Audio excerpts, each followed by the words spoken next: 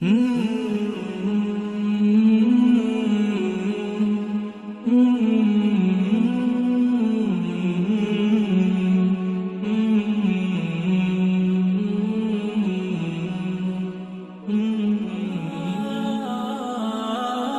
alaikum, my name is Damian and this is my story.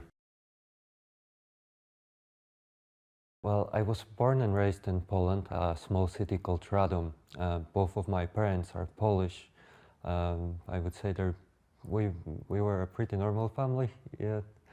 The area I grew up in was pretty quiet, I would say. Well, the place I lived it was basically a flat, you know, so there was like, yeah, loads of tall buildings basically near each other. Some parks around, but basically pretty quiet. The primary school I went to basically was pretty near my house, so I had a 5-minute walk, more or less. I think I was a pretty good student, you know, nothing special, but yeah, you know, was alright. Plenty of friends, quite a chilled child, basically. Wasn't pretty much into sports, you know, no football, no basketball, stuff like that. Not really much hobbies. Well, after I got my first computer, I started basically being a geek. I started my video games, stuff like that, you know, start spending more time at home playing games instead of going outside, playing football or doing whatever. So yeah, at the time I moved to my secondary school, basically I had to change all the friends I knew, all the people I knew, all the area I felt comfortable in. So yeah, it was quite hard, quite rough back then. Because I was into my video games and stuff like that, I was a geek. I got a pretty hard time just because of that, you know, and yeah, didn't really enjoy going much to school just because of that, you know. It's like, yeah, you're gonna get beat up or you can stay at home. So yeah, I did that. I prefer to basically stay at home instead of to go to school. So it was like a jail sometimes in there. It's like every day it was like a fight, you know. You're getting called names and beat up and all that stuff. It was quite horrible sometimes. Yeah, so I was growing up, you know, missing as much school as I can, basically, because didn't want to go there to get beat up and stuff like that. And so I'd spend most of my time at home, not socializing, like losing my social skills, actually, you know. Instead of speaking with people, I would just type on the keyboard or something. So yeah, that was it, you know. Maybe I would go to school once or twice in a couple weeks, you know, just because I was called into school, you know. The teachers was worried and stuff like that, you know. My parents made me to go to school, you know, just when they found out I don't want to go out there. But the time I actually quit school, you know, I was about 18. My mom was working in France at the time, you know, and my dad had a day shift, so he never knew if I'm at home or not. So basically I would stay at home, play my video games, and I thought, wow, this is the life, basically. You know, all I need, I have my parents paying the bills for me, I'm staying at home, I'm doing what I like, and I don't have to socialize with anyone else. I can basically be at home and do what I like. You know, don't have a job, well, people paying for me, that's amazing. And sitting at home, like all the online games, yeah, back then it was basically the life for me, you know. Didn't think much about finding a job, finding a girlfriend, socializing with other people. My parents wanted me to go to university, but I basically said, nah, no way, that's not happening, because school was like terrible experience for me. They tried, but I just said, nah, I'm gonna find a job maybe one day, and just I don't need the education in my life. How it sounds strange now, but yeah, at the time that was what I was thinking. So one day I got a phone call from one of my friends saying that there's a lot of job opportunities in Belfast. So basically, do whatever you have to, pack yourself and come over. I was like, yeah, of course, you know, I heard on the TV and from a lot of my friends that the life and basically not in Poland, any other country would be much better, more money, more opportunities for jobs, stuff like that. So I decided to move out. I did my forklift license back in Poland and before I moved out, and my friend, basically the first day I got into UK, went to Belfast, and straight away my friend found me a job.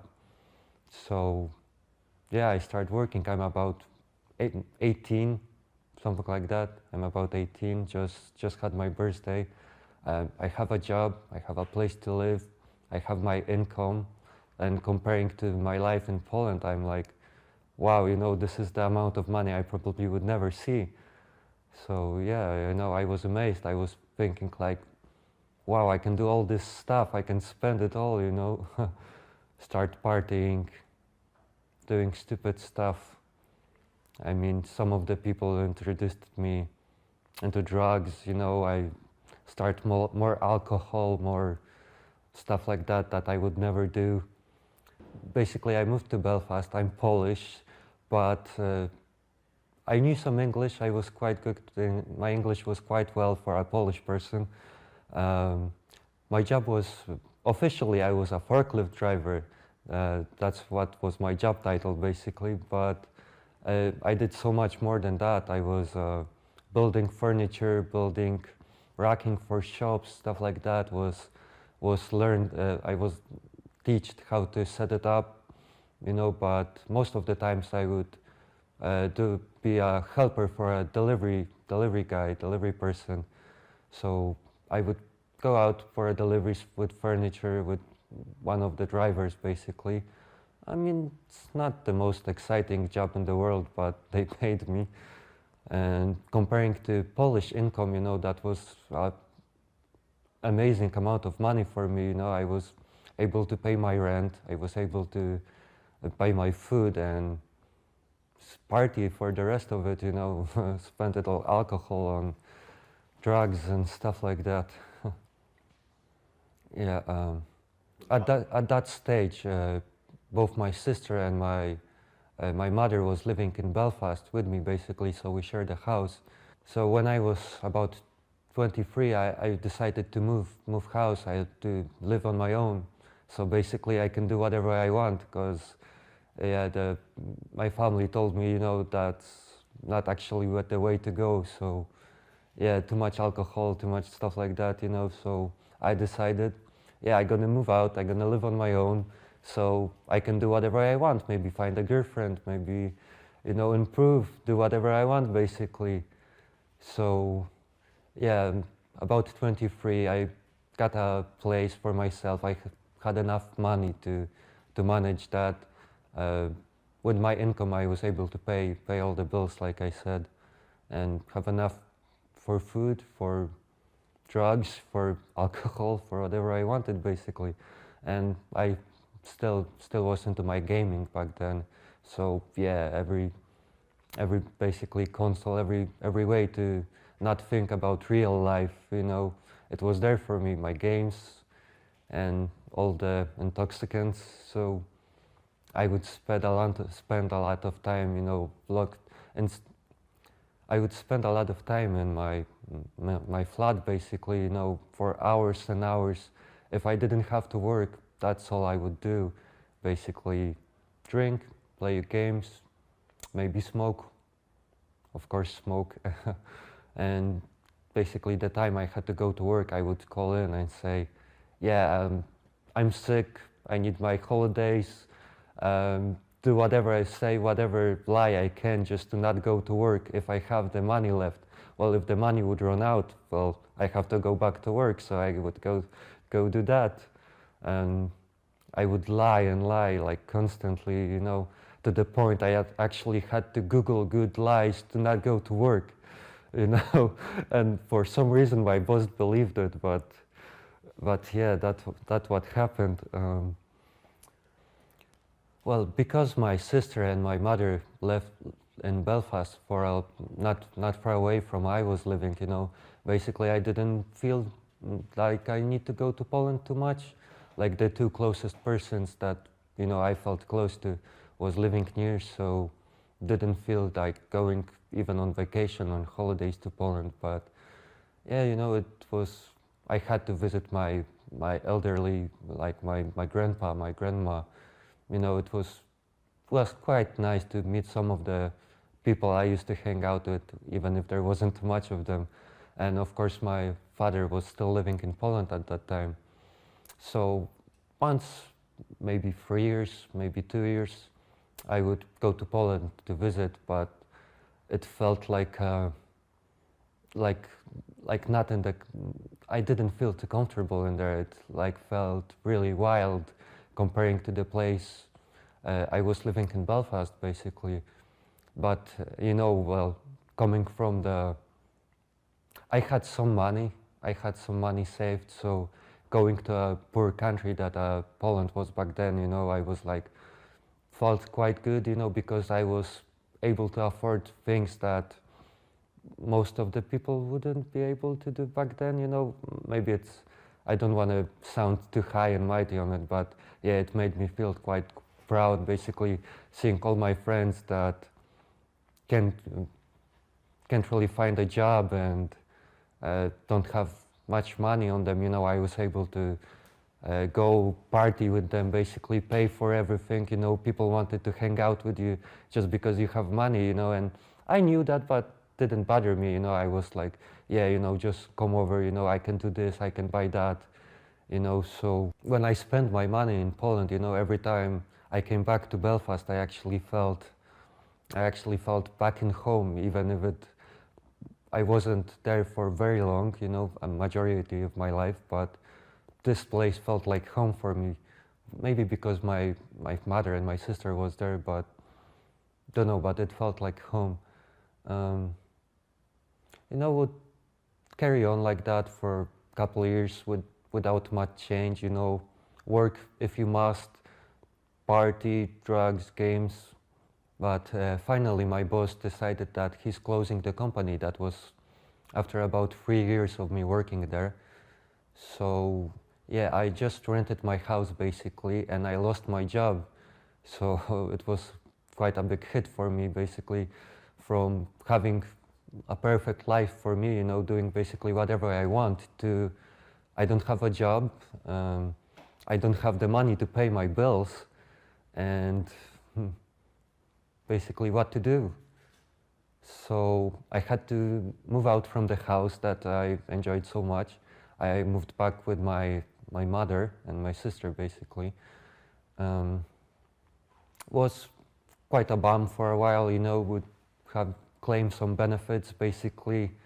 Well, it wasn't much, but would try to survive as long as I can on it. But yeah, the party life basically ended.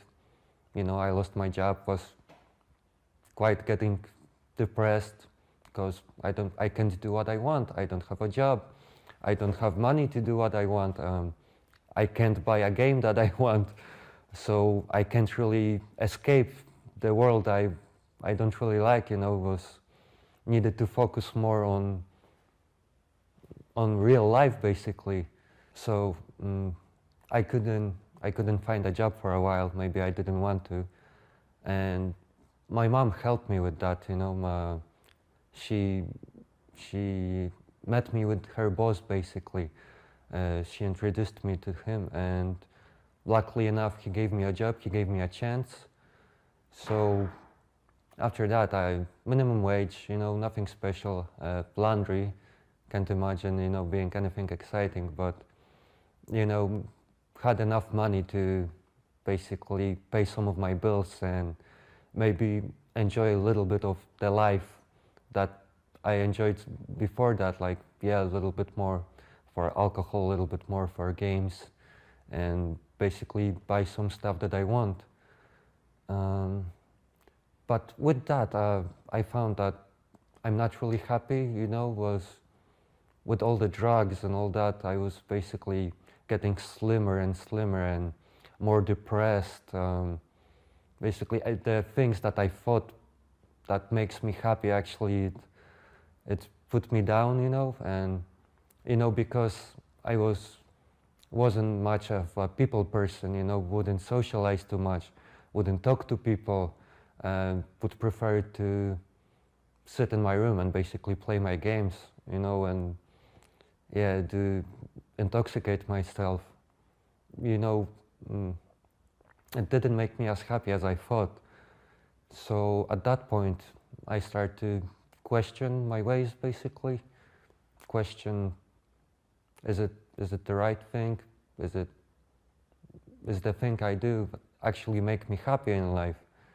At that point, my sister moved out to England.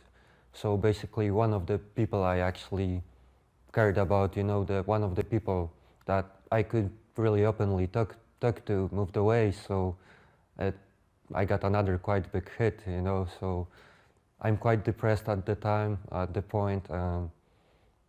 Of course, I'm not socializing with people, you know, so there's no girlfriend, no people I can really talk to, basically, except my mom. So I was like, I'm really feeling like not a human being, you know, questioning myself, getting all those strange thoughts in my head, you know, where are they coming from, I was thinking, you know. So I found out on the internet, I Googled it, yeah, instead of going to professional help, I Googled it, and I found out about this thing called anxiety, and that many people are when they're very anxious, their anxiety levels are very high, you know. That's what's happening to people, you know. They're depressed, they don't want to do much, they don't want to go to work, you know. They basically want to be left alone, not talking to anyone, and that's how I was, you know. And you know, I read somewhere on the internet as well, probably, that cannabis, marijuana, you know, basically helps you with that. So instead of getting like a professional help, I started smoking more because I thought it's gonna make me feel better. But quite the opposite.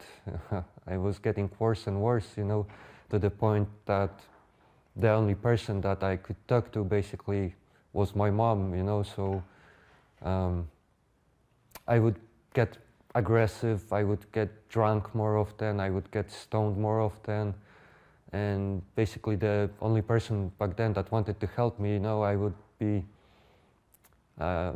wouldn't be quite nice to her, you know, if I can say that. So my sister said she met a Muslim person, and I was like, what, a Muslim, you know, back then.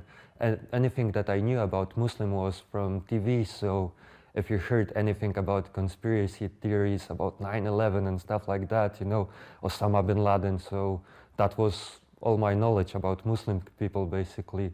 So I was like, what do you want to do with this guy, you know, why are you even around him, you know? But she invited me over and to meet her and meet her friend, basically, and I started to learn much more about Muslims. Well, back then I was still like quite worried, you know. I started learning about Muslims, but you know, I had in the back of my head, you know, I had whatever the TV was telling, whatever the society was telling, that, you know, they're all terrorists and stuff like that. So, you know, even if I met the guy and my sister said he's all right, I was like quite, yeah, so I didn't feel quite comfortable with him around, you know. And even if he was like amazing person to me, you know, back then I didn't see it as much. And you know, I found out that he's into video games as well, just like me, so that's a funny story. But yeah, that's what actually opened up. That's what made me open up a little bit to him as well, you know. And at that point he was telling me, trying to teach me more about Islam, you know, that not all Muslims are terrorists, that it's not, you can't really believe whatever the TV says, and you know, that they're actually amazing people, you know. That, you know, back then I was thinking like they're dirty people, they're, you know, whatever the TV said, you know, just showing all that bad images of the people, you know, dirty, you know, vulgar, aggressive. That was all my image of Muslims back then. And yeah, basically he started showing me, and my sister as well a little bit, that Muslims are like those amazing, kind people, generous, clean, you know, because they explained to me you have to actually wash yourself a couple times a day before your prayer. But at that point I knew a little bit about Islam, and I didn't really consider becoming a Muslim, just I learned a little bit about it. So I'm back in Belfast, I'm back in my house living with my mom, and one day basically she slipped in the toilet and she hit her head pretty badly, and I was shocked, you know, I was scared, didn't know what to do, you know. In the end it was all right, she was fine, but it shocked me so much that basically one of only persons I can talk to could die at this moment, you know. She wouldn't be there for me. And what would happen if I would be drunk at that time, or I would be stoned at that time, you know, if there would be nothing I can do about it basically, and she would just die at that moment. So when I found out she was fine, and I was so relieved. I said, thank you, God, you know, I'm so grateful. I never felt like anything like that in my life. So I was thinking where this came from. You know, I never prayed, I never was a religious person. So where this coming from, you know? And I got this amazing feeling, like for a second there I was closer to God than I was never before, and that actually made me feel quite happy, first time in so long, that I started considering the things that I learned, you know, being a Muslim, being a righteous person, and basically learning more about the religion. And because my sister was close, and at that point she became a Muslim as well, she was Muslim as well, and I had someone to ask, I had someone to teach me about the religion. I decided to learn, basically. I decided to ask, to learn as much as I can. What do you need? How do you become a Muslim? What do you need to do to become a Muslim? And basically went back and forth from Belfast to visit my sister, back to Belfast again. And finally, I think I learned enough to become a Muslim, and I took my Shahada. I did it over a phone, you know. It wasn't a masjid. It wasn't like a big celebration, because I was still quite anxious. I was still, you know, would still enjoy more, that's a wrong word. I would still feel more comfortable in a small group of people, basically, that I knew and I trusted. So the Shahada I took over a phone with my brother-in-law now. He is my brother-in-law now, basically. And I asked him to basically give me a Shahada. So the moment I became a Muslim, it changed all my life. I stopped drinking, I stopped drugs, I started praying 5 times a day. I'm more social, because I met loads of brothers, you know, start going Jummah, people helping me all over, you know, brothers, all the good Muslims helping me. So yeah, I opened up to people. I became healthier because I stopped the bad of whatever I was doing. So yeah, just improvements from day after day, and I feel like getting closer to God with every day, with every prayer, and I stopped being depressed at that moment, and I'm happy with my life.